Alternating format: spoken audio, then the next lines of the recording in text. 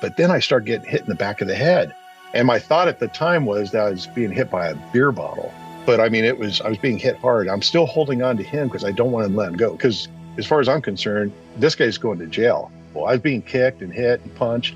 And again, I'm just not going to let go of this guy, though, because as far as I'm concerned, me and him are leaving together, and he's going to be wearing a pair of bracelets. And again, I keep thinking help's on the way, right? Help's not on the way, and I'm getting badly hurt because the blows keep coming to the back of my head. And so I realized that, I'm going to have to kill this son of a bitch behind me, because otherwise he's going to kill me. So I push away from this guy that I've been, holding on to. And as I turn, I draw my gun, and I'm turning toward whoever is behind me hitting me.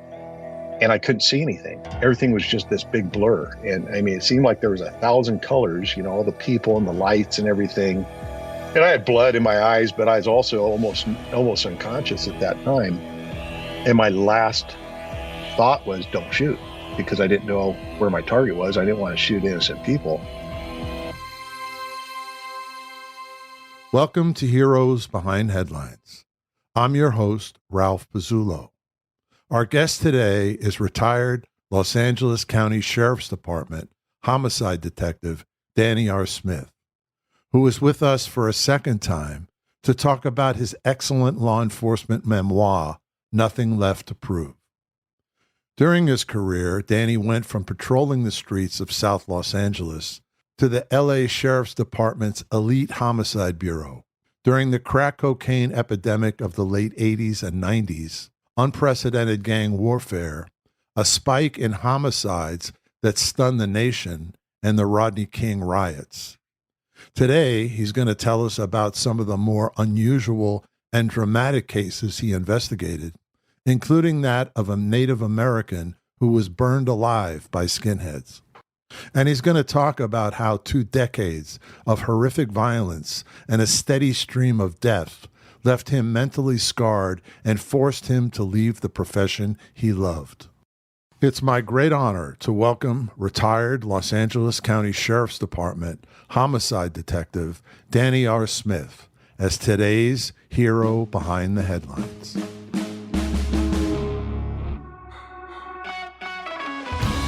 Heroes Behind Headlines with Ralph Pizzullo.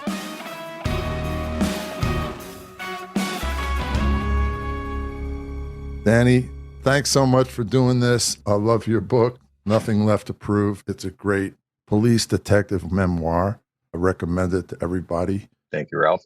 So let's just jump in with your background. How did you get into police work in the first place?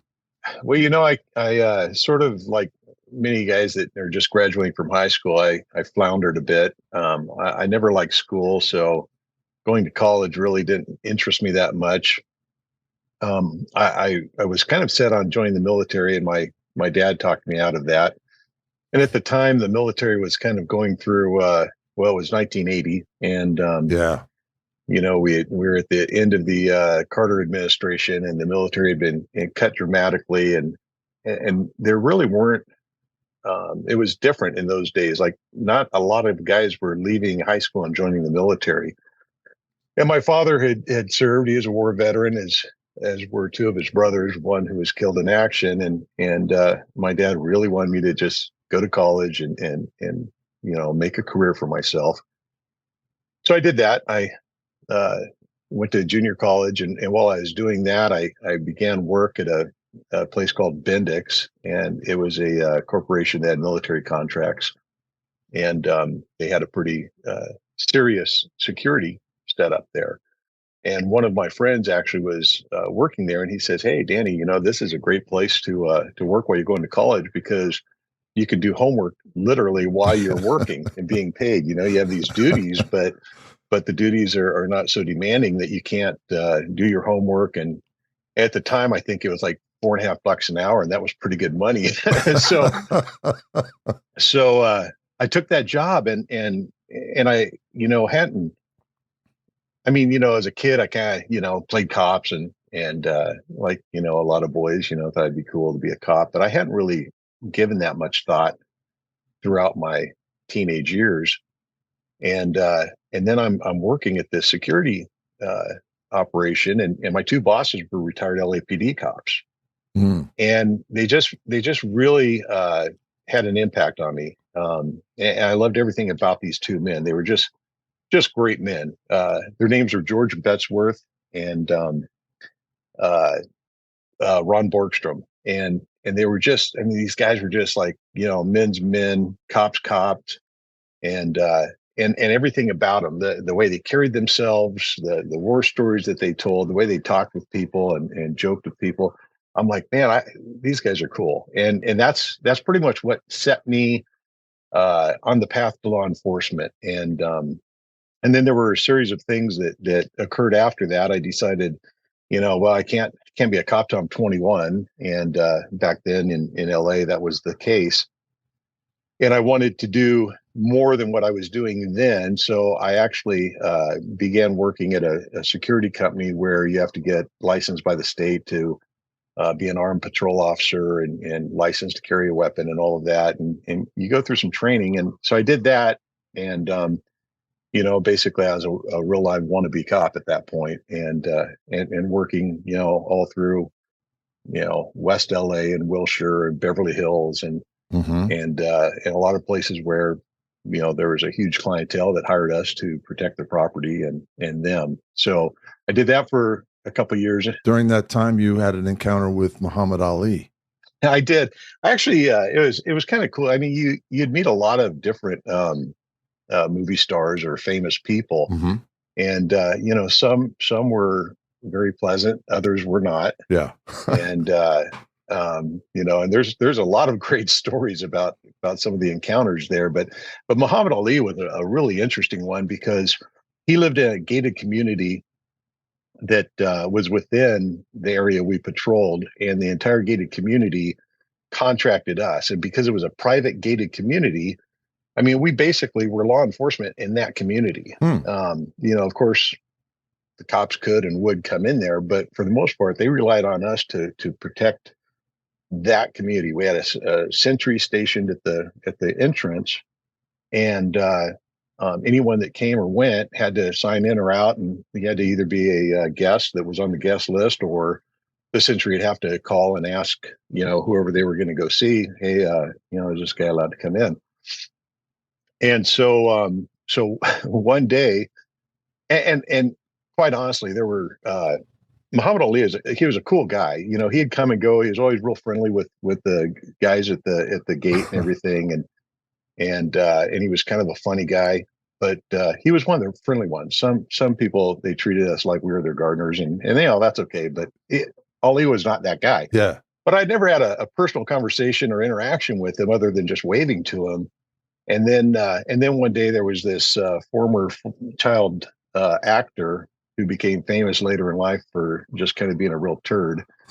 And I won't mention his name, but he went through the gate one day, and the sentry there had tried to stop him, and he basically told him to FO and continued on. And the sentry, he was an Englishman that was a funny little guy, but he called us, the patrol guys, and said, hey, this asshole's, busted through the gate and he won't listen to me, and he flipped me the bird. And, so that's an automatic trespassing. I mean, it's private property, the entire area is. So we go there, and Mike was the sentry. And I said, so where'd this guy go, Mike? And he's like, well, where do you think? He went to Ali's house. And because that was kind of where some of these guys would go that were not real polite at the gate. So I go there, and I walk up, and I had a partner with me, and we go and knock on the door, and Ali answers the door himself, which was kind of a shock to me. I think I expected a servant or someone else. I mean, this is a mansion. Yeah. This is a big mansion. Yeah. Actually, I have to back up. When we first got out of the car, there was a guy that lived across the street, and he was a famous musician, and he was black. And he asked me, he says, hey, are you looking for such and such? And we said, yeah. He goes, well, that asshole went into Ali's house. And when we started to go up there, he said, he goes, hey, arrest that. And he used the N-word. Yeah. And he was none too happy about this guy, and I guess he would come into the community every once in a while, and he wasn't welcome there. So I go and knock on the door, and Ali answered the door, and it was just kind of this really crazy encounter, because here's this guy. I mean, I'm within a jab reach of him. You don't want to get jabbed by this guy, right? No. But he's just big, and he's just, I mean, just this, massive guy that and he was very low key and very cool, and he greeted me and shook my hand and everything, and I said, hey, where's such and such, and he says, oh, he's not here. I don't have any idea. And I said, Mr. Ali, I said he blew past the sentry. They tried to stop him. He told our sentry to FO. Your neighbor's upset about him being here. He saw him come into your house. And while I'm having this conversation, the guy walks through the house right behind him. I'm like, he's right there. He's right behind you. And Ali kind of turns and looks, and he seemed a little bit embarrassed. And he says, I'll take care of it. Yeah. And I said, well, thank you, sir. I said, because this whole community hires us to enforce these rules, and we need your cooperation. Yeah. So he shakes my hand, tells me thank you and all of that. And my partner and I would go back out to our car, and my partner looks at me, he goes, man, I can't believe you just chewed Ollie's ass. And I'm like, I didn't chew anyone's ass. Yeah. I just asked him a couple questions. Yeah. But it was just kind of something that later, as I went through life, and especially as I became a cop and everything, I realized that at the time I was 19 years old. So, I mean, I'm a young guy. Yeah. But I realized that I had that personality of being able to take command of a situation, in spite of the fact that, I've got this famous and extremely wealthy individual who could, pound me into the pavement, with a couple of shots.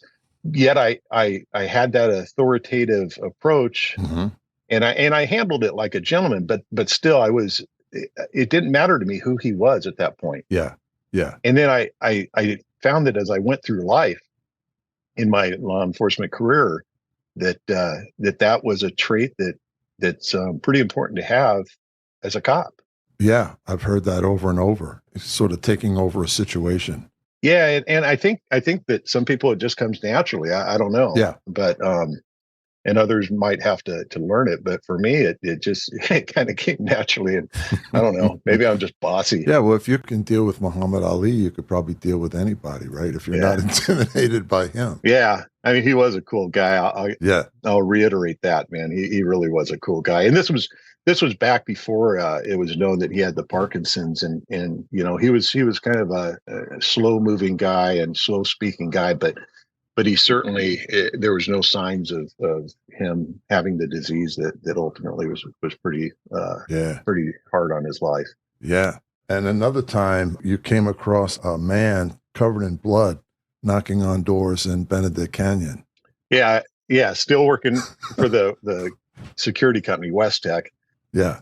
Yeah. So, the when you're working in that area, and I worked there for 2 years, basically all of those areas, you learn the history of those areas, and you learn where the different movie stars live, and the famous people and the rich people.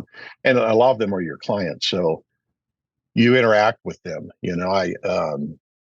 I met Priscilla Presley at 3:30 in the morning when her alarm went off, and that was super cool. She was a class act. She really was a very, very nice lady, and and gorgeous at 3:30 in the morning, believe it or not. Yeah. But you learn these things, and one of the things that I learned early on in life was the history of the Manson murders. Yeah. And of course, a guy that already has worked there and knows the layout, he'll drive you up there and say, this is where that happened. And, so it was kind of a eerie place, and even though it'd been a number of years since that had occurred, Benedict Canyon just kind of had that feel about it at night, when it was dark. In addition to being the scene of the gruesome and infamous Manson family murders of 1969, The Benedict Canyon neighborhood of Los Angeles, which runs from Sunset Boulevard and Beverly Hills to the south, north through the Santa Monica Mountains to Mulholland Drive, has been the scene of other headline-making events over the years, including the murder of gangster Bugsy Siegel in the home of his girlfriend in June 1947. That same year, Howard Hughes crashed his experimental plane near there, destroying 3 houses, a scene that was recreated by Martin Scorsese in his movie The Aviator. In 1958, actress Lana Turner stabbed and killed her gangster boyfriend there. His name was Johnny Stepanto.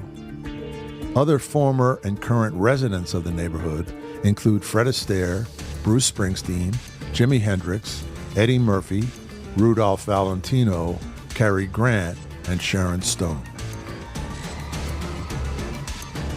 Well, there was also at the very top of Benedict Canyon, there was a place up there back in those days that like a plateau that overlooked the city, and kids used to go up there for, necking or, drinking or smoking dope or whatever.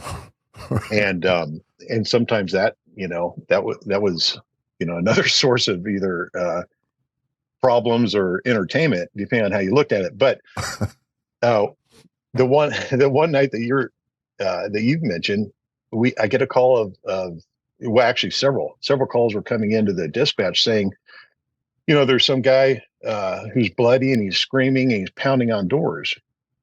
So, there are numerous different clients that had triggered their alarms or called in and said, hey, you got to get someone up here. Yeah. And they always called us because, and I'm not bad mouthing the boys in blue, my friends from LAPD, but LAPD was notoriously slow in response. So they would call us. They knew we would be there within minutes. Yeah. I'm driving up the canyon. I've still got, this whole Manson murder canyon thing going on in my mind. And it was kind of a little bit, eerie thinking, where's this bloody guy and when's he going to pop right out? And sure enough, I come around the corner, he pops right out. He's in front of my car in the headlights. I hit a spotlight, put the spotlight on him. And this guy's just torn up and bloody. And I'm thinking, wow, what has happened here? So I get out, and of course, as I'm contacting him, and he's kind of hysterical. I'm trying to keep him at a distance, but I'm also looking around because why is he bloody and torn up? And is there a threat that I need to be aware of? And anyway, long story short, I get him calmed down. And he tells me this story that was kind of amusing, and I had to put it in the book. My daughter insisted that I put it in the book because I told my family about it, many years later. But the story was he was hitchhiking down on Sunset, and this guy picks him up, and he's like, "You want to go party?" So they drive up Benedict Canyon up to the plateau, and they're up there partying and smoking dope and drinking. And then on the way back down the canyon, this is what the bloody guy tells me. He says, the guy that picked me up, he says, we're driving down the canyon at 30, 40, 50 miles an hour. And he says, hey, open the door. I got to throw some trash out. And he says, so I open my door and he kicks me out of the car, Oh my God. Yeah. Yeah. I mean, whoa. I hate to say it, but it's kind of funny just because, that whole open the door, I got to throw some trash out. Yeah. Yeah. And you don't realize you're the trash. Yeah. And it kind of, it became one of those things. Like, I mean, the family would joke, we'd drive down the street and, that your wife's giving you a shit or whatever. You're just kind of joking around. You say, hey, open the door. I got to throw some trash out. And everyone gets the reference to that. But it was a bizarre night. That is bizarre. Yeah. So then you decide to join the sheriff's department. What was the thinking behind that decision? So my 2 LAPD mentors told me, go with the sheriff's department. LAPD is past her prime. Okay. And at the time, I mean, LAPD was going under, just a ton of scrutiny. And, the mayor didn't get along with the police chief, and Daryl Gates. And it just seemed like LAPD had a real heavy thumb on them. And by then, and especially working in that security company, West Tech, where you're interacting with cops all the time, because, if something happens, you have to arrest someone. Well, you make that arrest, but you're really just a citizen, and it's a citizen's arrest, and then you have to call the police, and they come and take them away and everything. Mm-hmm. You get to know a lot of cops. Yeah. And some were LAPD, some were sheriffs, but you just get to know a lot of people, and there were, I mean, it was a kind of a general consensus. Pretty much everyone was like, the sheriff's department's a better department. They don't have all the political difficulty that LAPD is experiencing. And back in that day, that was true. Yeah. Over the last decade or more, the sheriff's department has really kind of gone downhill as well. But back when I hired on, I mean, the sheriff's department was the place to work, and of course, I had a ton of opportunity, with having the entire county of Los Angeles. Yeah, a huge amount of territory that the sheriff's department patrols. Yeah, and hundreds of assignments. A lot of different things you can do, and I mean, I've got guys I worked with that some promoted, many of them went to SWAT, many of them went to homicide like I did, but I mean, I got guys that started flying helicopters. They started out as an observer and learned to fly, and then they're flying the big Sigorskis. And I mean, just wow, there's just all kinds of stuff. Other guys that work at the marina and they scuba dive for a living and stuff like that. So I mean, there's a lot of opportunity, and the sheriff's department is what I had set my mind to when it was time for me to start applying. That was my priority. And then early in your career, I think you were actually working the marina area, and you had this incident on New Year's Day. It was 1989 at a club called the Red Onion. Yeah, and that was sort of a rude introduction to what the dangers are for a patrolman, a policeman. Yeah, and it wasn't really an introduction. I trained and worked at a station called Firestone, which is South Los Angeles. It no longer exists, but at the time, Firestone was known to be like the toughest place to work, and it's where I wanted to work, and it's where I trained, and I was working for a couple of years, and in those couple of years, I mean, you'd be amazed at how much you learn, how many deadly encounters you get involved in, because it was such a violent area. Mm-hmm. And this is during the height of the cocaine wars and the gang warfare, and Colors was filmed down in our jurisdiction. Yeah. So it's just nonstop action. I mean, yeah. It was almost overwhelming at times, the amount of murders that would happen on your, in your beat, and fights and shootings. During the late 80s, Danny was assigned to Firestone Station in South LA when the crack cocaine epidemic was in full swing, as were the turf wars between various gangs, including the Bloods and Crips, over control of the drug trade in inner-city neighborhoods of LA County. That meant constant drive-by shootings, overdoses, drug busts, break-ins, vehicle thefts, and robberies. Danny says it was a very rare night when, as a cop patrolling the streets, you didn't go out and make at least one arrest. Multiple arrests a night was more the norm. Murder rates in the years between 1980 and 1990 averaged an unprecedented 1,000 per year.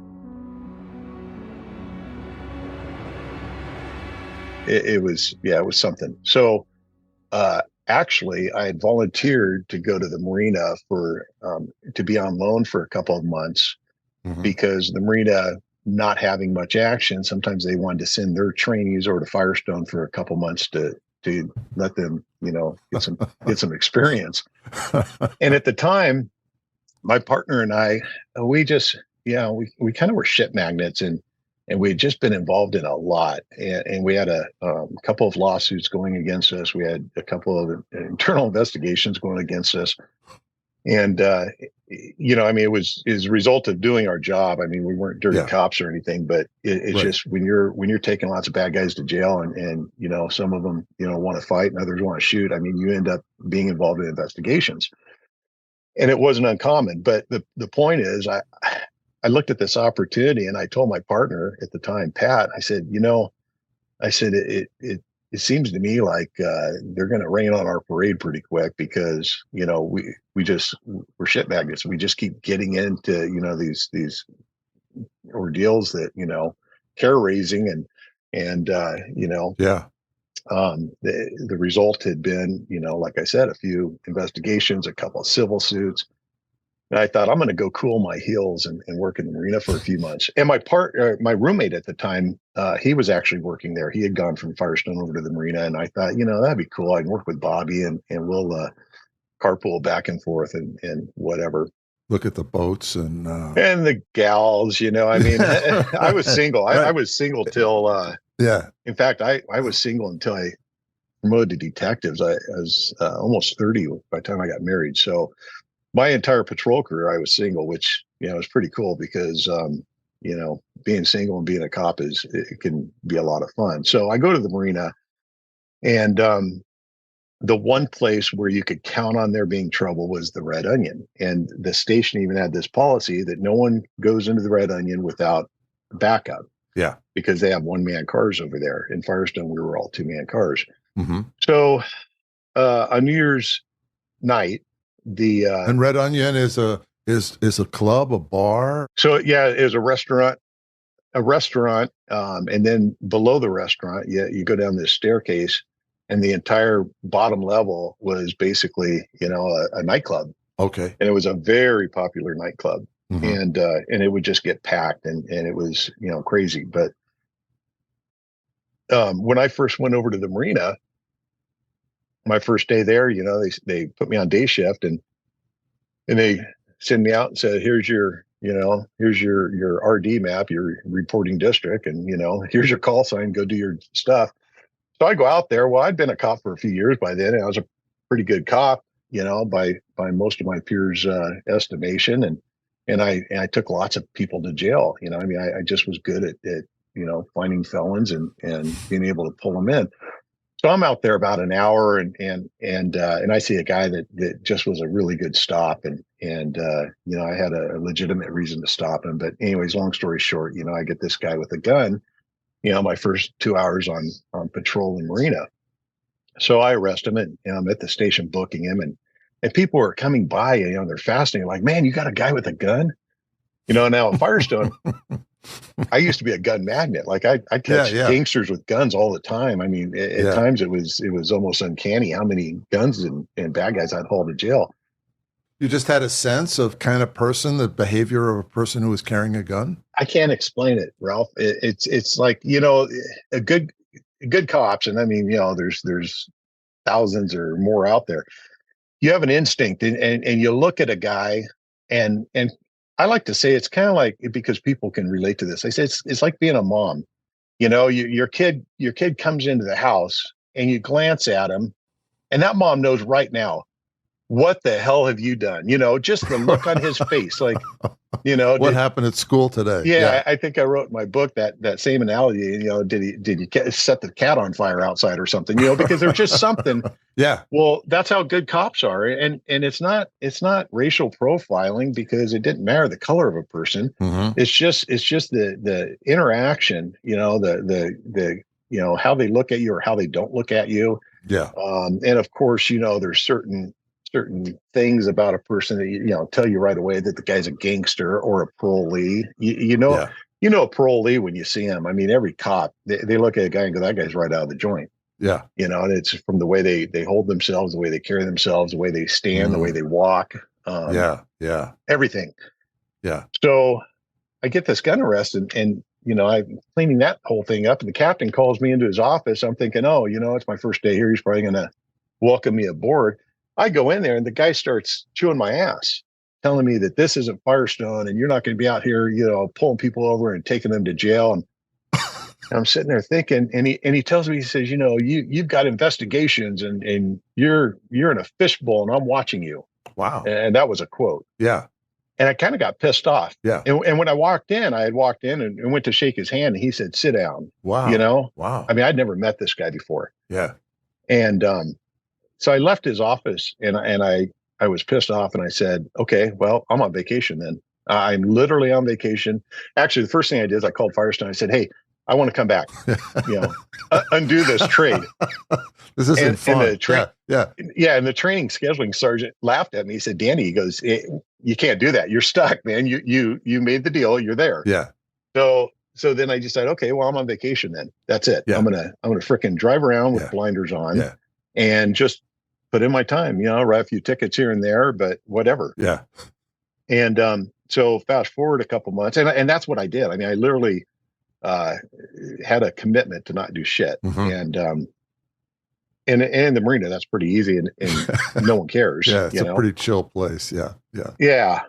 So on the New Year's deal, one of the guys that works there, I pass him on the main street there. I don't even remember the name of it now, but it's right where the Red Onion is, and he sees me and gets me on the car to car frequency and says, "Hey, you want to back me up? I'm going to go do a bar check." Mhm. And I roll my eyes, thinking, "Oh God, no! I don't want to go into the Red Onion." I mean, this is New Year's. This place is freaking packed. Yeah. Yeah. Yeah.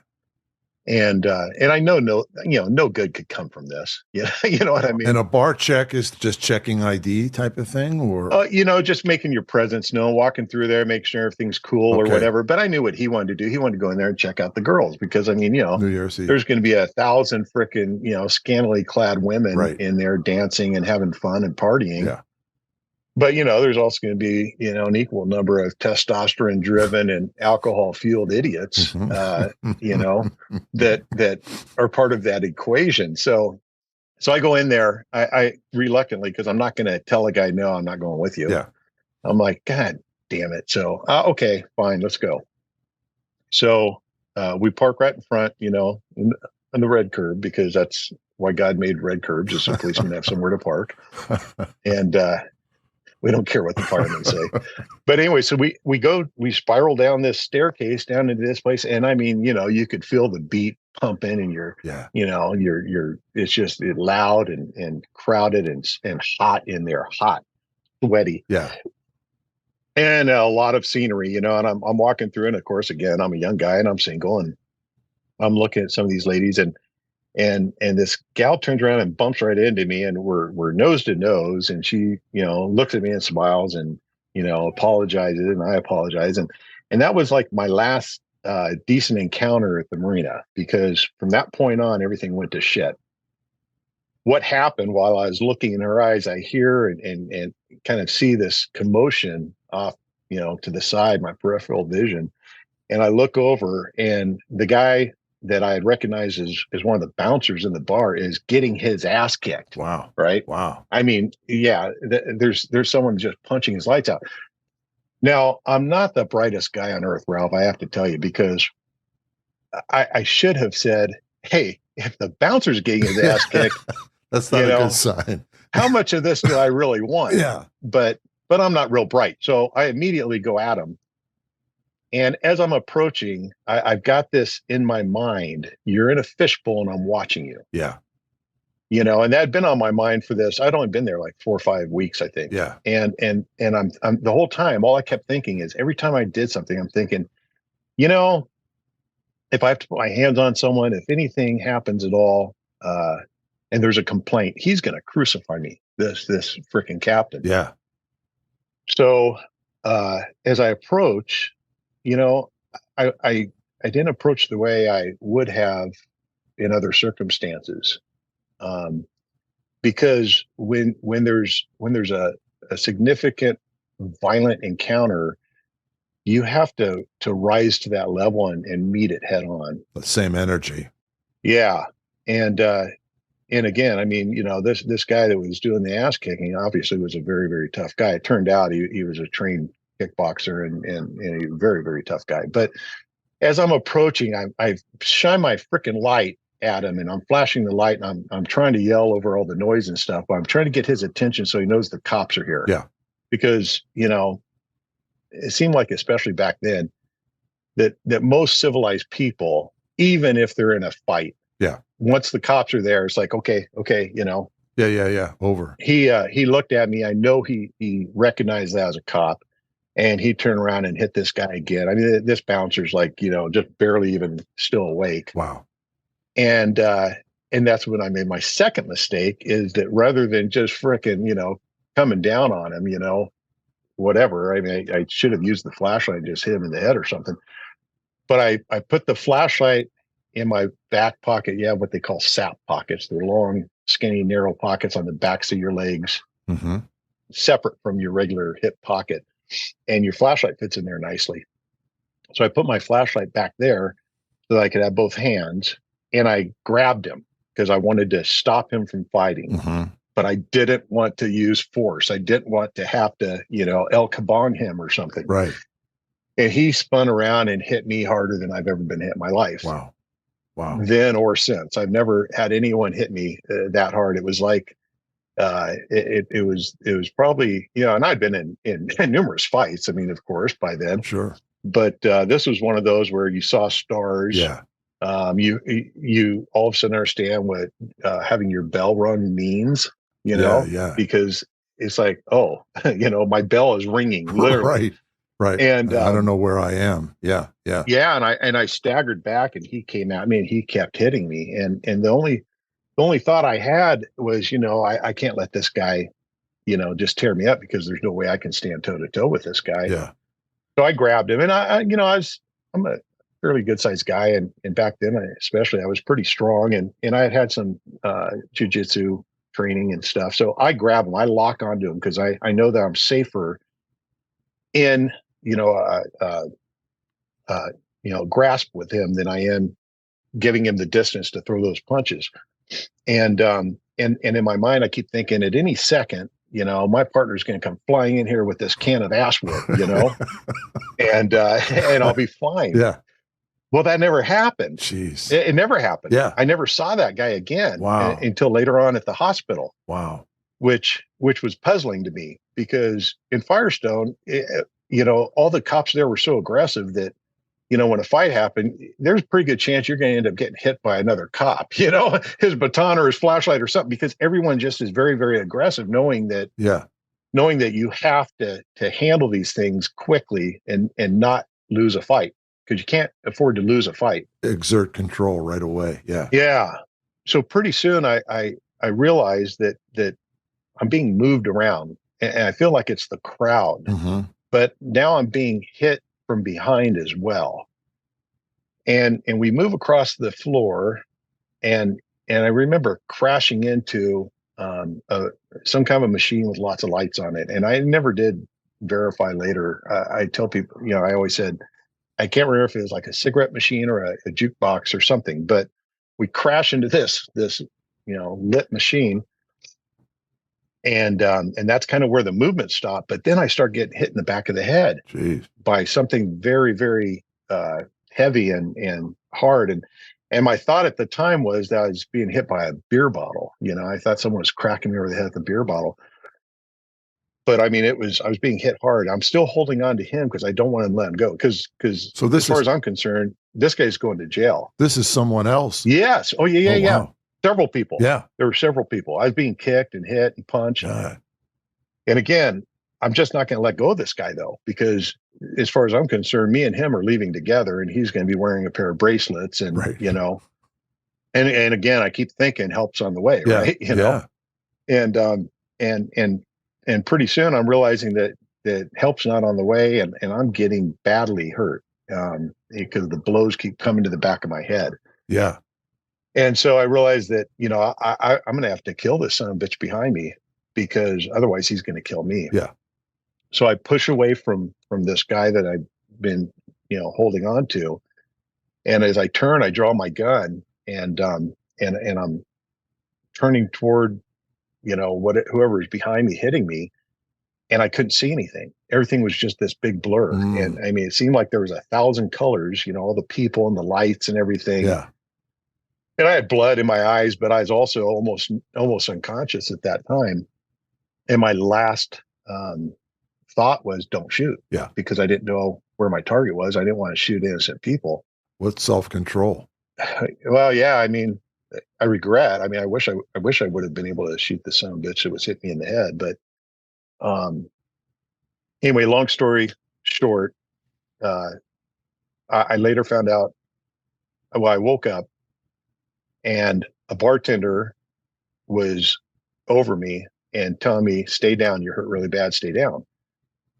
And I tried to sit up and I remembered that I'd made that thought, don't shoot. And the first thing I did was I checked my holster. My gun wasn't there. And I said, "Where's my gun?" I mean, I was panicked. Yeah. Like, oh Christ, I lost my gun. Yeah. That's the worst thing that can happen to a cop is losing your gun in a fight, Yeah. And he said, I put it underneath you. Oh, wow. And this bartender, what he had done, he was smart, and he was a small guy too, but a real nice guy. In fact, I had talked to him when we first walked in. I'd greeted him because Yeah. 6 weeks there, I'd been in that bar several times. I knew the bartender, I knew the bouncers. So he was smart enough. What he did is he secured my weapon for me, but he also knew that and of course by then, everyone been making 911 calls and everything, and the cops are coming. Yeah. And he wasn't going to stand there over a cop that's on the ground bleeding, holding his gun, Yeah. holding the cop's gun, right? That's not a good. So he lifted me up and slid it underneath me. Yeah, smart. So yeah, it was very smart. So I get it and I put it in the holster. I said, "Help me up." He's like, "You need to just stay down." He said, "Everyone's on their way." Yeah. And I said, I gotta get outside and see where these guys went. So he reluctantly helped me, and I had to hold on to this I think it was like a rope that divided the in and out through that spiral staircase. Uh-huh. So I pulled myself up and I walk outside, and there was just a lot of commotion, and my sergeant runs up to me and says, "We got to get to the hospital." I go, "We got to get some information out there." Yeah. And right about then someone came up to me and said they left in 2 cars and gave me the description. So I grabbed the radio mic and I put it out and everything that, this is the suspect description. And I was told then that there was 4 of them that were involved in beating me. And long story short, they were gone. Had tons of units searching for them, trying to find them. Didn't find them that night. They ended up being caught a couple weeks later, only because one of the guys was bragging to one of his buddies about it, and the buddy's girlfriend was sitting there listening to this and thought, this is just reprehensible, Yeah. And she went to the station and said, did something like this happen? Yeah. And they yanked her across the counter. Yes. What do you know? I mean, not literally, but Yeah. and so she provided the information of all the guys that were involved in it. They were eventually arrested. And Yeah. I'm sad to say that nothing really happened to them. They didn't do any jail time. They got probation. Gee. And that was just an entire fiasco that was very, very sour to me I'm sure. for most of my life, truthfully. I'm sure that's an awful thing to go through. What about your partner? What was his explanation? Oh, so I'm at the hospital and they set me in the waiting room and the sergeant's filling out paperwork. And I say, "Sarge," I go, "tell them they need to get me into a freaking room. I'm not sitting out here in the waiting room." Yeah. That's not how, that's not what happens to cops when you're injured and you come to a hospital. Right. Yeah. And I don't remember now if they said that there weren't any other available rooms or whatever. But the point is, somehow I knew that the bouncer was already there and in a room. And I said, "Well, put me in with him." Yeah. So I go in there and he says, "Hey, you look worse than me, man." I said, "Well, I took your ass beating for you, What do you expect?" And so we were kind of, I hate to say joking, but he's like, "Jesus, dude." He goes, "I'm a boxer." He goes, "I've never been hit so hard in my life. That guy freaking cleaned my clock." Yeah. And I said, "Yeah, he cleaned mine too." Yeah. And he tells me the story. Basically, he had thrown this guy and his buddies out a week or 2 before. Oh. Because they were in there causing trouble. Yeah. So he said what happened is that night, the guy, the tough guy, he was throwing shot glasses and breaking them against the wall or something just to get the bouncer to come over. He wanted to have a confrontation with the bouncer. Yeah. And I just happened to, have been so fortunate to go in there at the wrong time, But probably saved the bouncer's life. Yeah, who knows? I never really thought of it like that, but I imagine that the bouncer probably would have been knocked out in another few seconds, and the guys probably would have split. But the thing is, I had equilibrium damage. I had quite a bit of damage to my head, and I was off for several months. And in fact, I was supposed to be there for 6 months over at the marina on loan, and over the course of however many the next weeks and months, when the doctors were trying to decide, when I'd be able to return to duty, at some point they're getting close and saying, well, how do you feel about going back? And I said, I think I'll feel really good about going back on this particular date, which was the date I was supposed to go back to Firestone. And because Yeah. I said, I am not walking back into that station. I refuse to. Yeah. I will not go back to that station because, number one, I didn't trust myself how I was going to behave next time I saw the captain. Yeah. And I refused to go there. I said, no, I want to go home. I want to go back to Firestone. And that's what I did. I stayed off. It was like 6 months exactly. Uh-huh. I returned to work the day that I was supposed to be back at Firestone, and I was happy to be back in the ghetto. I bet. Yeah. That was a bad situation. And what a terrible feeling that your chief doesn't have your back. Yeah. Well, and it's one thing, Ralph, to not have your back, but it's another thing to actually be out to get you for really no good reason at all. Yeah, like I'm watching you type of thing. And that son of a bitch, and I put his name in my book and everything because I'm like, I don't even care, if he wants to sue me for slander or whatever, bring it on, man. Because I hate that son of a bitch, and and I always have. I never saw him again. Never saw him again. Oh, really? But I told everybody, I said, this is what happened and this is why. I mean, he never even called me, or, usually a cop gets hurt and their commanding officer will drive out to their house and visit with them and, hey, how are you doing? Or whatever, once I was out of the hospital. Right. But, or come to the hospital or something. I never saw him. Wow. I think about a month passed and he called, which I think was kind of either an obligatory call or maybe he was fishing to see how I was doing or whatever. I don't know. Uh-huh. But I was very, very brief with him on the phone. And that conversation lasted about 14 seconds, and that was it. The Los Angeles County Sheriff's Department, officially the County of Los Angeles Sheriff's Department, serves Los Angeles County, California, and is the largest sheriff's department in the United States and the third largest local police agency in the country, following the New York Police Department and the Chicago Police Department. It covers an area totaling approximately 4,084 square miles, with a population of almost 10 million people. As of 2022, LASD had approximately 18,000 employees, including 9,915 sworn deputies.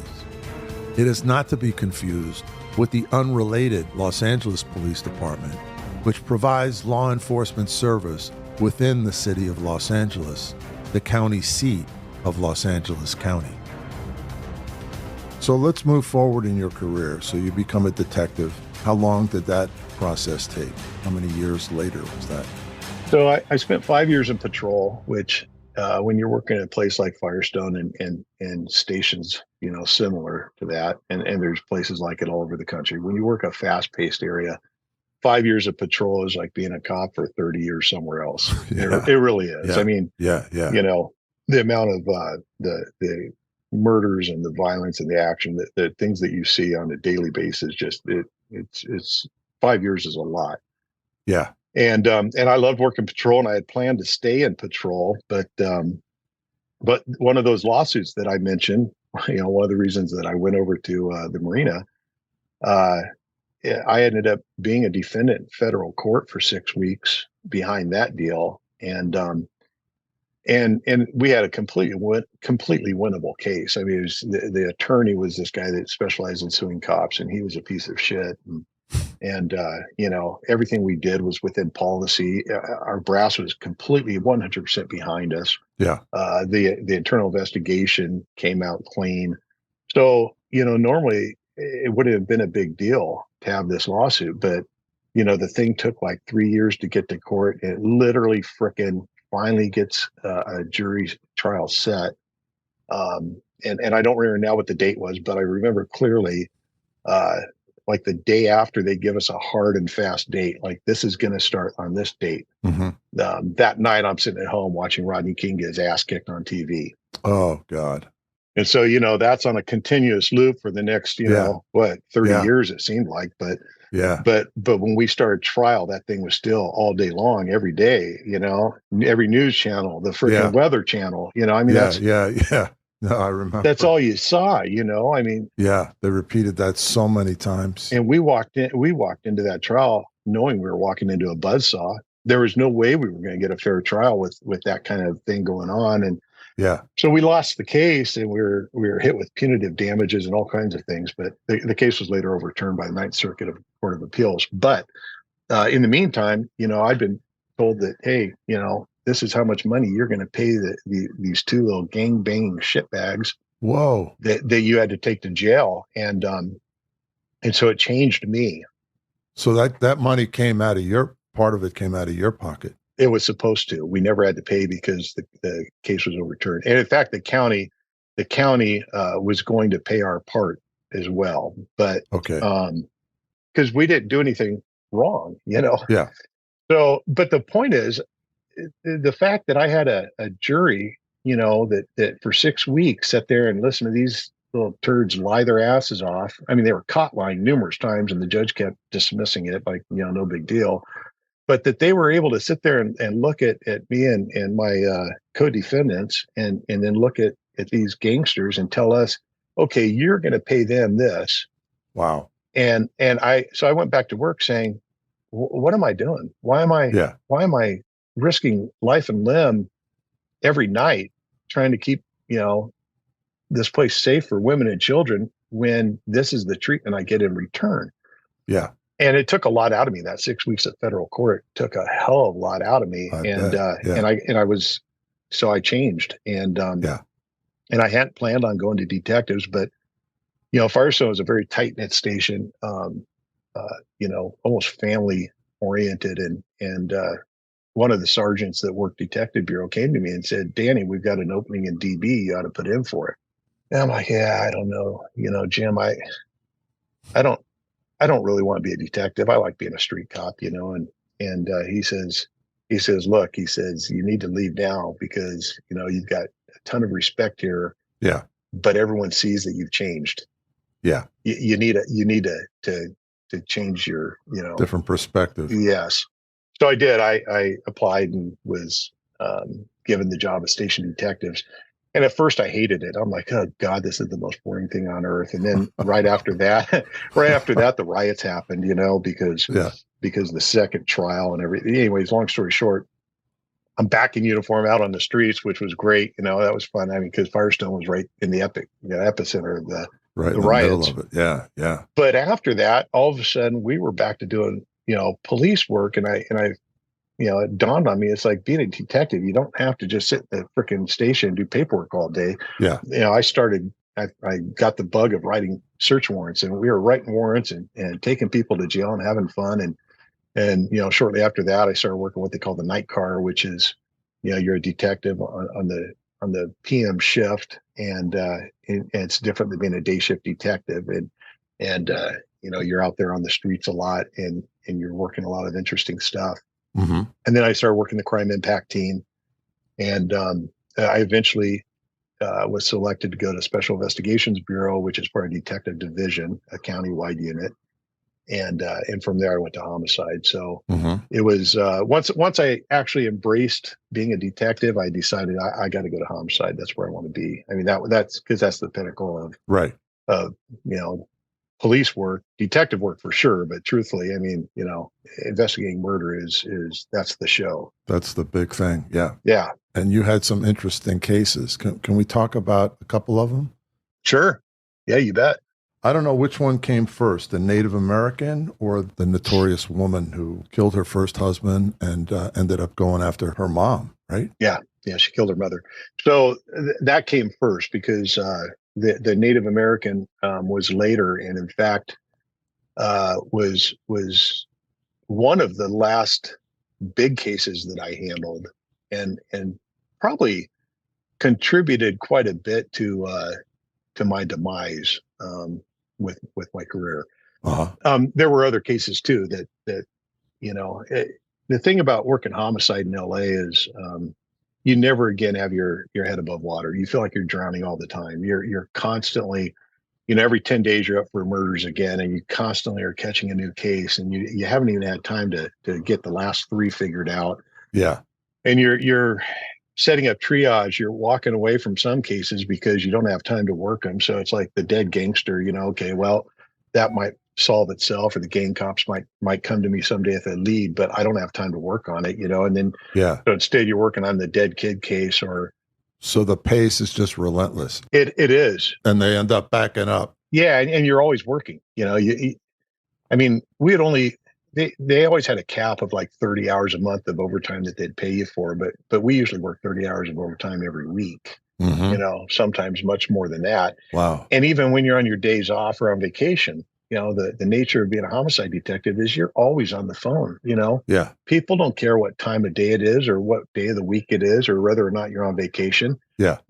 Prosecutors, attorneys, informants, victims, family members, everyone is always on the phone with you. Yeah. Other cops, you've handled a case at a particular station. You've handed out your card and say, hey, if you come across this guy, I need to talk to him. Well, if they call you at 3 a.m. and say, hey, I'm at the corner of such and such, and I've got this guy you're looking for. Well, one of my mentors at Homicide, a great cop named Mark Lilyfield, he told me when I was a young detective, and I worked with him at Firestone too, and he is a great cop. I mean, just a phenomenal cop. And he told me early on, he said, if they call you at 3 a.m. and they've got someone that you said you wanted to talk to, he said, you get your ass out of bed, throw on a freaking suit, and you drive down there. Mm-hmm. You don't tell them, well, can you get, a name and address for me? I'll hit them up Monday. Yeah. No, they'll never be around. Yeah. Yeah. Well, and like he said, if you do that, don't ever hand your card to another street cop and ask him to work for you. Yeah. Yeah. You owe it to him to get your ass out of bed and get down there. So right. That's the kind of demand that case had. And wow. But to get back to the Lazarevich case that you're referencing, the victim's name was Nada Lazarevich, and she was an immigrant and just a really hardworking lady that she was a seamstress. Mm-hmm. And she had saved every penny in her life, and she had bought a modest home for with cash, and she had bought a modest car for cash, and she lived a very modest life. And she had 2 daughters, and we called them the good daughter and the bad daughter because it was quite clear early on that one daughter was really worried about her mother, and the other one was like, "Oh, she's fine," and this is after a missing persons case was initiated, and But long story short, we've got a missing person, and Homicide Bureau has a missing persons detail within it because it's staffed by former homicide detectives, people that, not wanting to work the field anymore, and they work that job, but they have the knowledge and expertise and understanding of how some of these cases, kind of work their way through. Yeah. Which ones need to just be, okay, this is a missing person and it's a missing person. This is a missing person that needs someone to look at it. Yeah. This one has some things about it suspicious. That require, some investigation. So that's how we got this case. The missing persons unit gave it to us, and my lieutenant said, this sounds like it's going to be a murder, Danny, and here you go.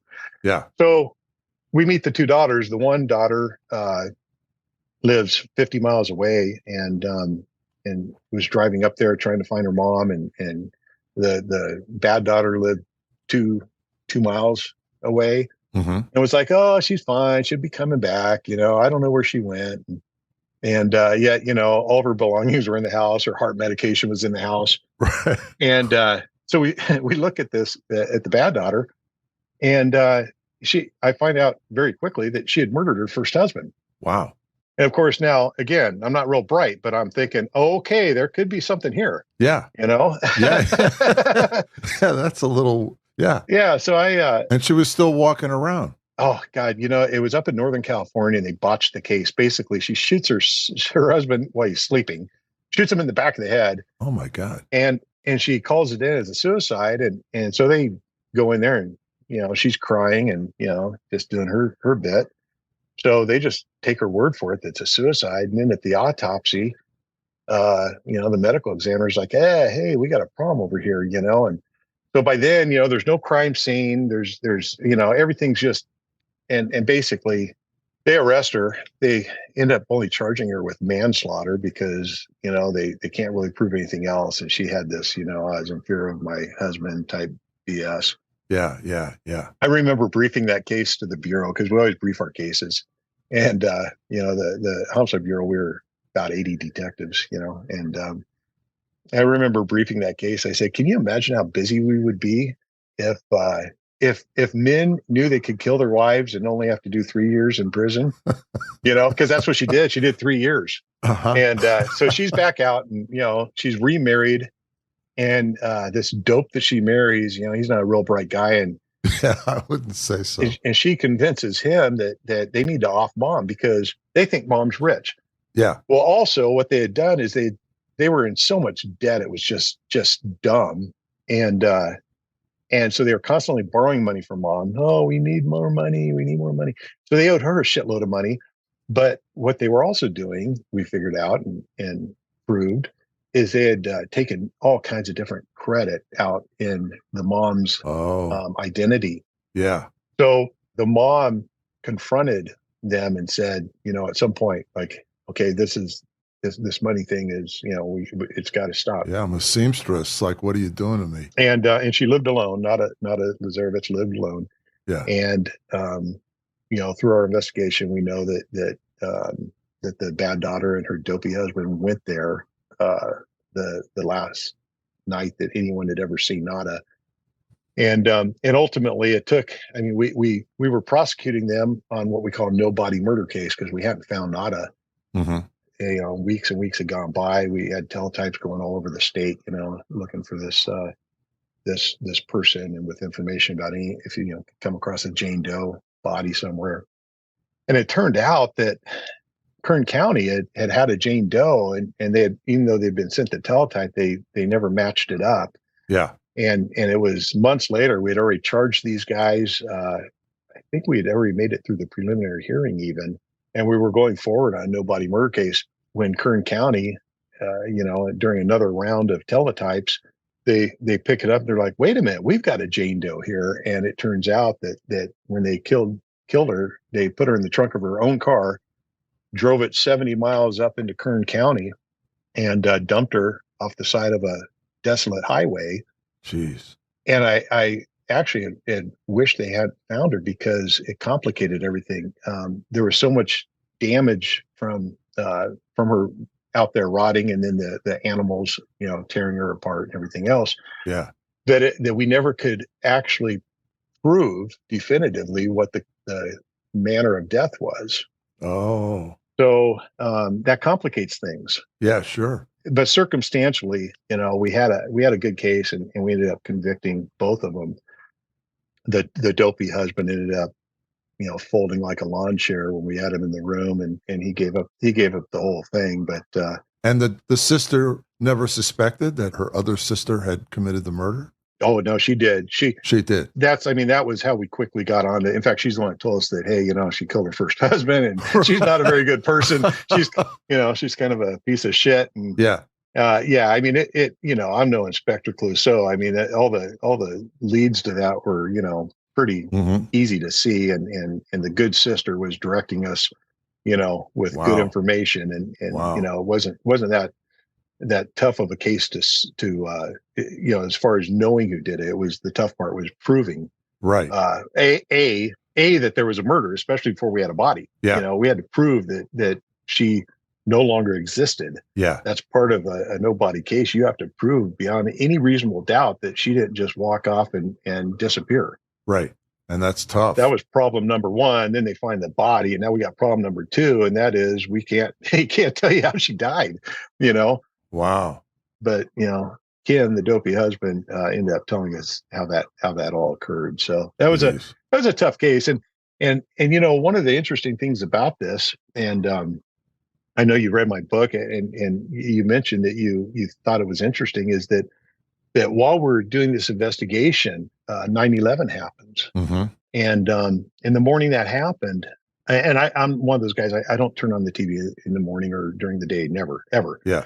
But my wife gets a call from her girlfriend who, turns the TV on the second she wakes up, and she's like, "Oh my God, look at the TV."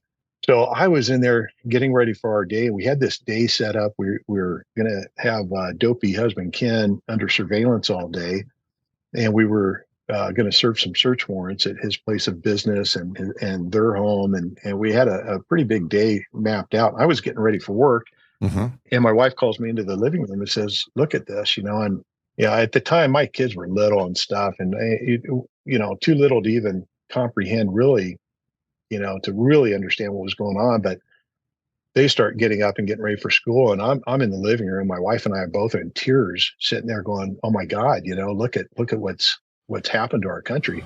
Yeah. And it was the strangest day ever because we went on tactical alert. Every law enforcement in the country did, I'm sure, and nothing seemed to be happening here on the West Coast.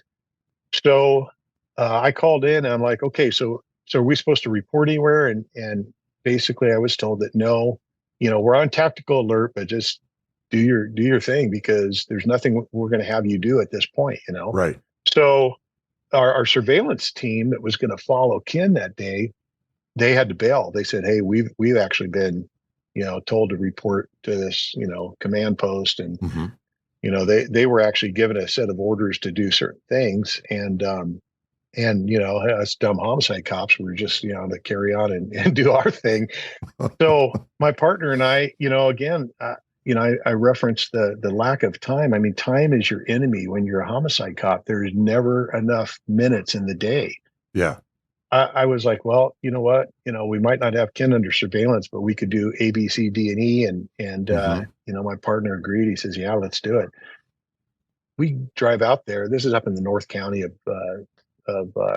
Los Angeles County, up in Lancaster, Palmdale, Lancaster. And one of the things we needed to do that day was canvass the neighborhood and talk to all the neighbors.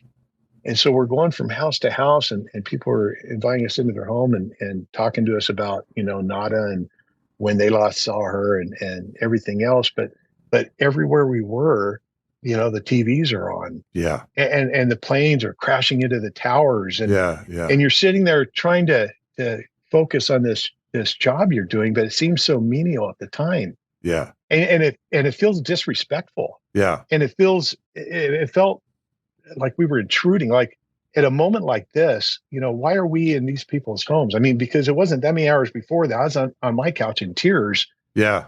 And now I'm in their living room, asking them about their neighbor. And it was surreal. That was a strange, strange day.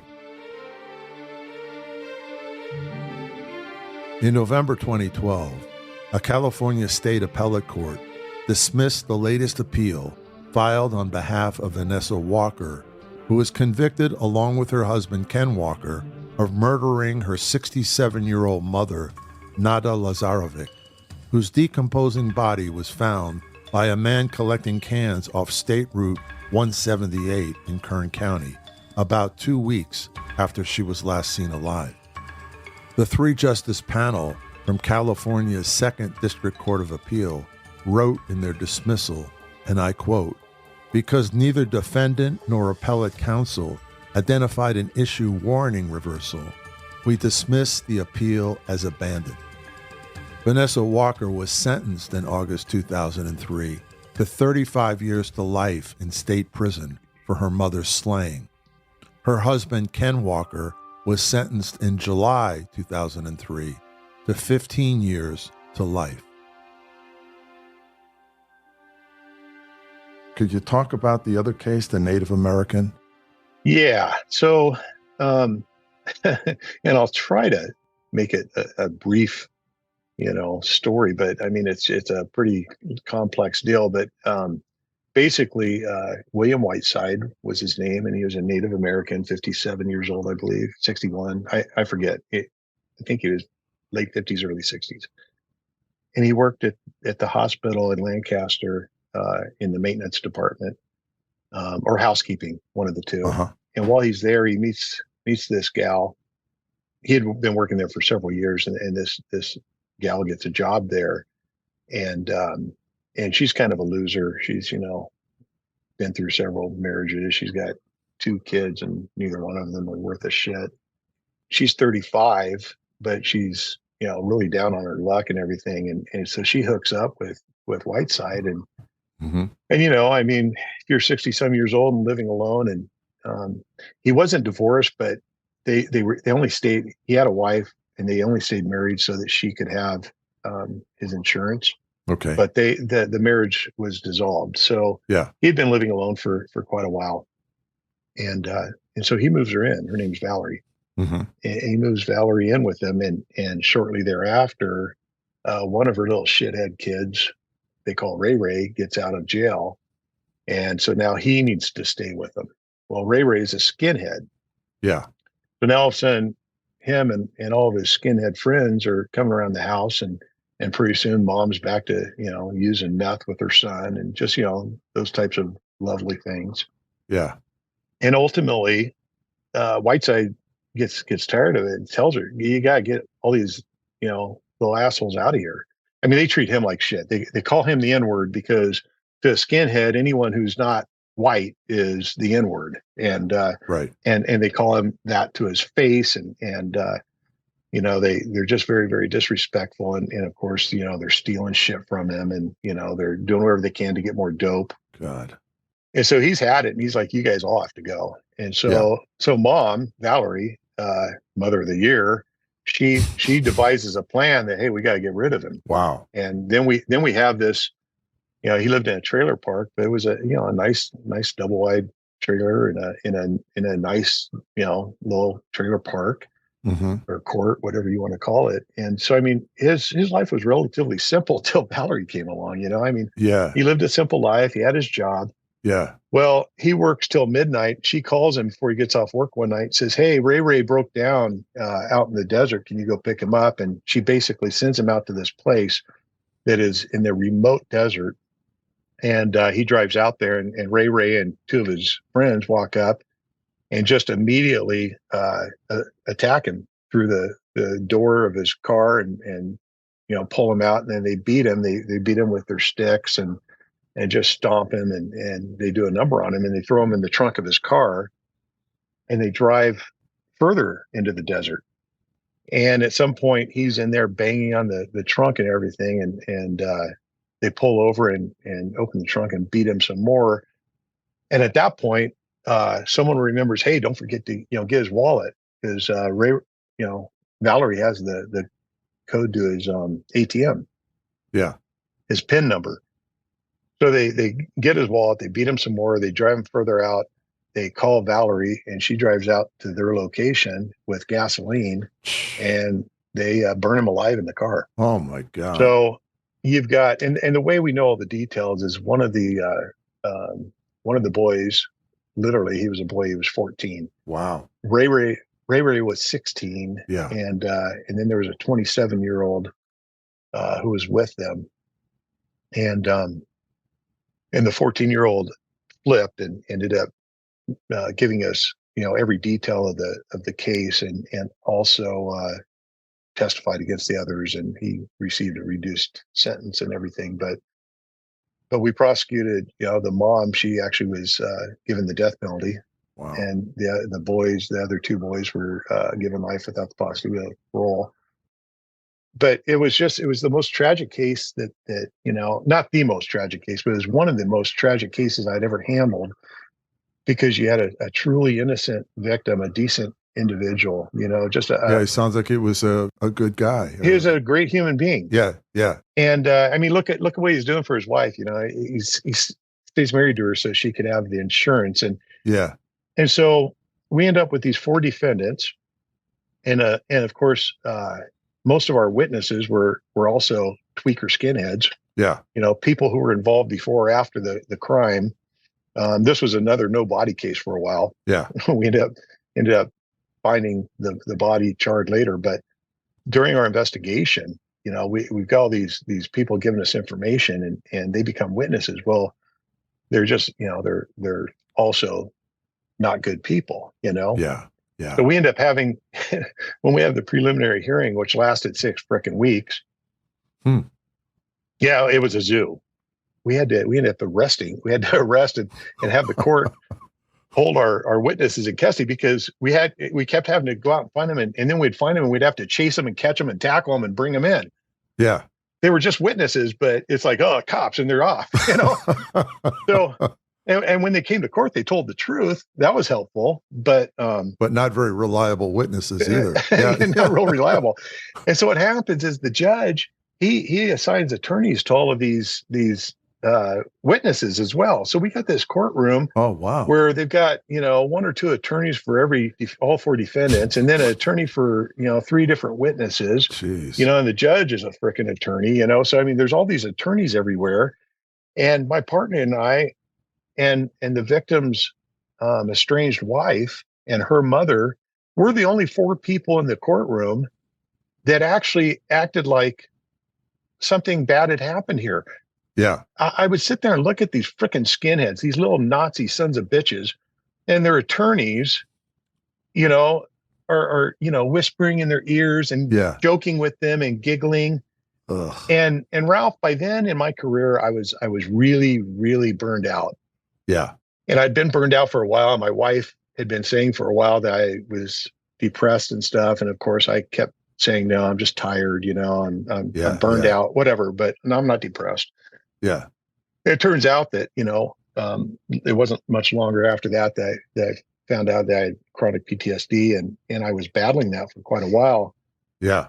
Still do. Chronic PTSD doesn't go away. But right. The point is, I was at the end of my rope and I couldn't deal with it. It was like nails on the chalkboard, and I was getting pissed off, and I got so pissed off that when I was on the stand and one of the attorneys questioned my integrity and pointed his finger at me and was getting in my face a little bit, I came out of my chair, out of the witness stand, right next to the judge. Yeah. And I leaned across and I put my finger back at him. I said, "Don't you ever point your finger at me." Yeah. And now the judge is banging his gavel on the freaking thing and telling me that, oh, what are you doing? Telling me I'm going to be held in contempt. And right. And, like I wrote in my book, I said, well, you know what? I was contemptuous. Yeah. I was fucking contemptuous at that point.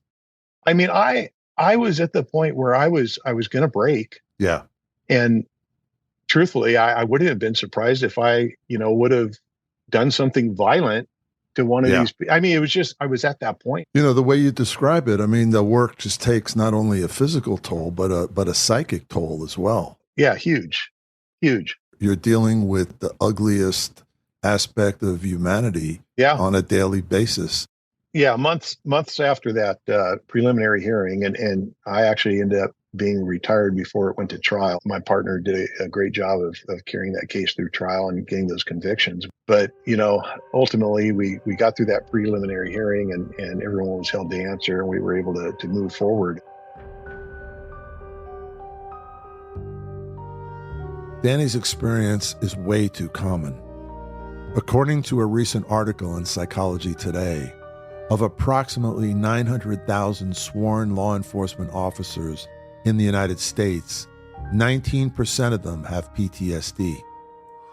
Other studies suggest that approximately 34% suffer symptoms associated with PTSD, but do not meet the standards for full diagnosis.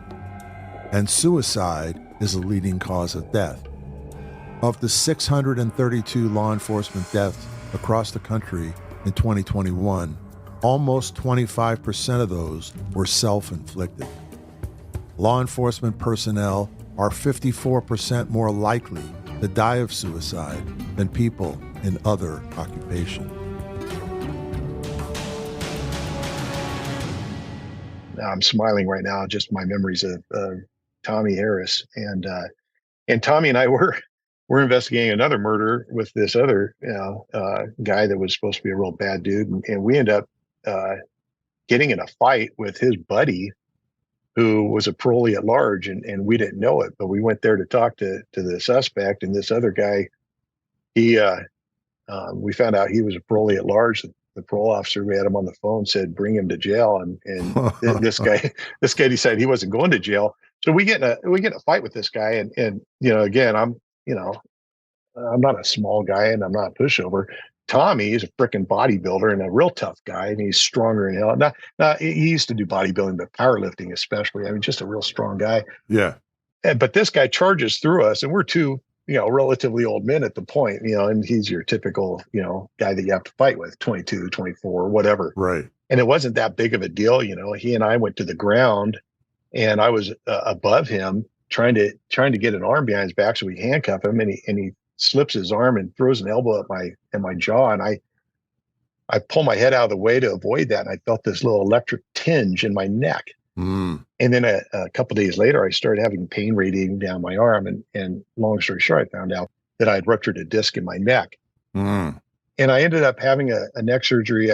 I returned to work probably way sooner than I should have, and what I hadn't realized was how much the stress of that job affected your physical being. Sure. And I would constantly deal with serious headaches. I won't call them migraines because I know people who have had migraines, and I can't compare it to that, but excruciating headaches. And also my neck and my back would lock up on me, Wow. and just feel like they all froze, and it was the tension. Yeah. And usually that happened like, in the office or whatever. But as you mentioned, I get I get to work one day, and it's just, typical way to start your day at homicide. You got freaking a new stack of subpoenas on your desk. You got 6 different prosecutors calling saying they need everything yesterday, and 4 defense attorneys saying they need to go through all their discovery, and new on-call sheets showing that we're first up again for murders, and you're always buried. Yeah. And they give us this case of a human head hanging in a tree, and that's how my book starts. In fact, I'll say this, you can go on Amazon and look at my book and just read the first chapter or two because it's in there, and that's how the book starts. I start with that day, that the last day of That's a memorable day too. Very memorable. And that's how I start. Great opening of a book. Yeah. Great. Yeah. So I get this, and it's like, of course I'd been around, hundreds, probably thousands of dead people by then, and in all sorts of configurations and disfigurements, and a human head hanging in a tree. To the average guy, it's a really, really creepy thing. And normally I think it probably wouldn't have been that big of a deal, but just kind of like the needle, or the straw that broke the camel's back. Yeah. I'm like driving down the road going, are you fucking kidding me? And I'm on the phone with my partner because we're going to this scene from 2 different places, Mm-hmm. and I'm dealing with freaking traffic on the Long Beach freeway, and I'm in a Crown Vic, and I got my excuse me lights on, in other words, get the F out of the way because Right. I'm a cop and I need to hurry. Right. Although I'm pretty sure that head was going to be there no matter when I arrive. but that's, it's just part of being a cop. It's like, hey, get out of my way. I'm coming down the fast lane. Move over. Right. And I got some dipshit in front of me that's not moving over, and I'm getting pissed. I'm like, okay, I got to go around him. So I go to swerve, but before I do, I look over my shoulder to make sure I'm clear. Yeah. And when I did, my neck locked up, and I couldn't turn my head. Yeah. And I was still on the phone with my partner. I'm talking to him while all this is going on, and all of a sudden, I go radio silence, and pretty soon he's like, "Hey, are you there? Are you there?" Well, what had happened was, I go into this, basically, I'm suddenly tunnel vision because, like being at a shooting or something, you're not even aware of everything else going around you. You've got this, deadly encounter that you're trying to deal with. Yeah. And in this case, it was going 75 miles an hour one direction, but being stuck looking the other. Yeah, that's rough. Not a good scenario, and I turn my whole body. Yeah. Because my neck is literally froze. I have to turn my whole body so that I can see ahead of me. And finally I start to come out of that heightened sense of whatever it is that causes tunnel vision. And I realize my partner's going, dude, what is going on with you? What is going on? Yeah. And I let out this big breath. I'm like, oh man, I go, I just had my neck lock up again. Mm. And he had kind of been a little bit of an advocate for me to take better care of myself for a while. He knew that I was having to use pain medication to get through the day. Mm-hmm. And he had finally said, he goes, dude, he goes, you gotta get that neck fixed, Bubba. That was his quote. And and I actually I just drove home that day. I should say I drove home. I left the the office that day. Didn't bother checking in or telling anyone or anything. I called the doctor. They had been treating me, and I said, I need to see the doctor. And they tried to set an appointment. I said, no, you don't understand. I'm coming there now. Yeah. I need to see the doctor. Yeah. Because I knew I was done, Ralph, at that point. Yeah. There was no doubt in my mind. I had a little come to Jesus with myself. Anyway, and the doctor, when he heard the story, that was his words were, "You're finished." Yeah. And of course, when he said that, I mean, I broke down. It was like, even though I knew that it was the truth, and I knew it was coming, and I knew he would be saying it. Yeah. It just was the most lonely feeling on earth, because when you're a cop, it's not a job, man. It's an identity. It's a identity, a family, a loved. Yeah. So it all came crashing down on me, and that was my last day as a cop. I was done. Wow. I was absolutely done. And I've been through a lot. Yeah. In the healing process, and I try to talk to people about PTSD and depression stuff. I've had a hell of a lot of friends commit suicide. Jeez.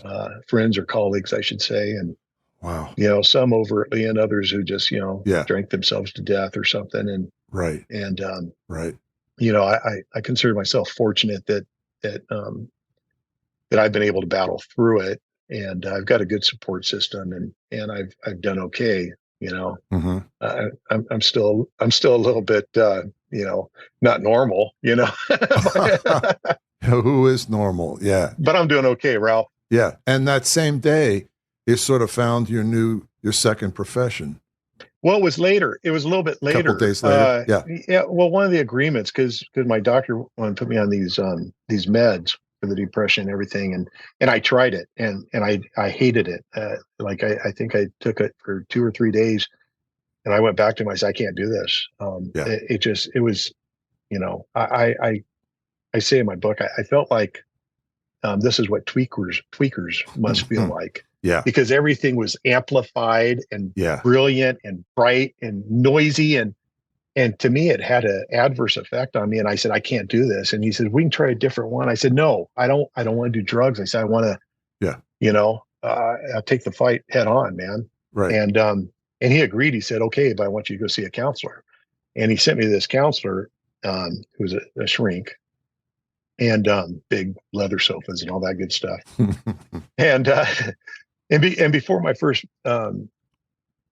appointment with him, they had sent me this questionnaire that I found absurd. It had like a question like, do you believe your job causes you stress? And like maybe half a paragraph's worth of blank lines that I was supposed to answer that question. Next question, what about your job causes stress? So I just wrote across the thing. Heads hanging in trees. Yeah. Guys coming at you with bricks. Yeah. I put a diagonal line across it and wrote "see attached," and I just started typing my story, and I always was known to be a good report writer, and and I always enjoyed writing. Never considered myself a writer, but I type up this thing, and I mean, I was brutally honest about every freaking aspect of it. And when this shrink, this guy's got, all kinds of initials before and after his name and everything, and this big imposing desk, that he's sitting behind. And he keeps looking at me. He's holding this up. He goes, Danny, you got to write for a living. Yeah. And of course, I was in one ear and out the other. I'm like, hey, Doc, I mean, what's up with being on the rubber gun squad? I mean, that's where I'm at now, right? Let's address that. Forget the writing part. Right. But years later, and he kept reiterating. He said, writing is very therapeutic. You might find it's very helpful, and that's why I'm a writer. Yeah. He was absolutely correct. Yeah. His mother should be proud for the money they spent to send him to school. He knew what he was talking about. And I found it extremely therapeutic to write. Mm-hmm. And that's how I started writing. And I wrote novels. Mm-hmm. I've got 8 published novels, but it took me, I think it's been 3 years now that I published my memoir, The Nothing Left to Prove. Yeah. And so I've been retired for, I think 21 years. Mm-hmm. No, not quite. 2004 is when I retired. Mm-hmm. But it took me probably at least 15 years before I was able to do that. And I had thought about it previously, and I Yeah. Had considered it a time or two, but it was something I didn't want to do because it's one thing to write novels. It's another thing to dig into the truth. Yeah. And when I wrote it, I had a lot of trouble. The nightmares came back, the depression came back. Yeah. I battled writing that book. My wife would attest to that. So it was tough, but I think it was therapeutic for me to get through it, to finish it, to publish it, and then to see all the response that I get from it from cops all over the world Yeah. who read it. They say, God, every cop should read this book. Yeah. And that's I think that was probably the most healing part of the process, truthfully, is that I feel like that book has something for everyone. I mean, it's every cop's story. I tell people that it's every cop's story. It's just mine's different than Yeah. yours, but Right. every cop will relate to parts of that story. And if it helps anyone, Yeah. then God bless them. Yeah. Yeah. I think we're very well versed now in PTSD for people in combat, but Yeah. you don't realize it, the toll that being a policeman has on people. When you think about it, it makes more sense because it's like, it's in your own neighborhood. It's your neighbors. It's a familiar area, but you're seeing a side of it that most of us don't see. You're dealing with sort of an ugliness that, runs beneath our society that doesn't go away. It's there constantly, and you're battling it. And meanwhile, the people around you are completely unaware of it. Like they might catch a glimpse of it on an evening news broadcast or something like that, or a police show. But, you're dealing with the human toll of it. And that's got to be psychically very, very difficult. Yeah. And interestingly, you mentioned the combat veteran. My shrink said that's how he explained the difference between acute and chronic PTSD. He said that, acute PTSD is found in people that suffer one traumatic experience. Yeah. And chronic PTSD is what they most commonly find in combat veterans. And he said that what they have been figuring out over the last couple decades is that the PTSD that they're finding in cops is very, very much akin to what they're seeing in combat veterans. Mm-hmm. So yeah, I mean it's a kind of an interesting thing, but the main thing is that truthfully, I mean we need to talk about it more. Yeah, absolutely. My department had a shocking thing happen 2 weeks ago. Actually, it wasn't even 2 weeks ago. I think it was last week. We had 4 different suicides in a 48-hour period. And Wow. yeah, and I mean, I don't know what the news is that they're unrelated. Yeah. There's speculation of other things, but regardless, I mean, talk about just a devastating thing for an agency to go through. No, that's awful. That's Yeah. just horrific. Yeah, And you keep reading statistics that, the suicide rate among police is higher than ever. and we have more suicides than line of duty deaths every year. Yeah. That's my understanding, anyways. We meaning law enforcement, and I can tell you that a lot of suicides are never even called suicides. Like I said, I've got a couple of friends who literally drink themselves to death. Yeah. And they don't call that a suicide, but Yeah. Yeah, Yeah. a lot of cops overindulge in Yeah. and that's Well, Danny, thank you so much. This has been really excellent. God bless you, man. Thanks for your service, and thanks for speaking out and writing about PTSD that policemen and law enforcement officers have to deal with. I think probably, especially now more than ever. Thank you, Ralph, for those very kind words. I appreciate it. During his 21-year career in law enforcement, Danny R. Smith stared death in the face on a nightly basis. He witnessed shootings, children killed or shot, injuries and deaths to his fellow officers, unsolved murders, and a whole lineup of other traumatic events, including being brutally beaten to within an inch of his life. These events took a cumulative psychological toll that snuck up on him and ended his career. Fortunately, Danny found another highly productive pursuit after he retired from the Los Angeles County Sheriff's Department and moved his family to Idaho, that of a writer who has so far produced 8 gritty police detective novels and an excellent and very honest law enforcement memoir, Nothing Left to Prove. You can find them at Amazon and on his website, DickieFloydNovels.com. We thank him for his service and for his honest portrayal of the challenges of being a beat cop and detective in the county of Los Angeles. It's my great honor to name Danny R. Smith as today's hero behind the headlines. Heroes Behind Headlines. Executive producer Ralph Pizzullo. Produced and engineered by Mike Dawson. Music provided by Extreme Music. For exclusive content, please join our Patreon group at patreon.com/heroesbehindheadlines.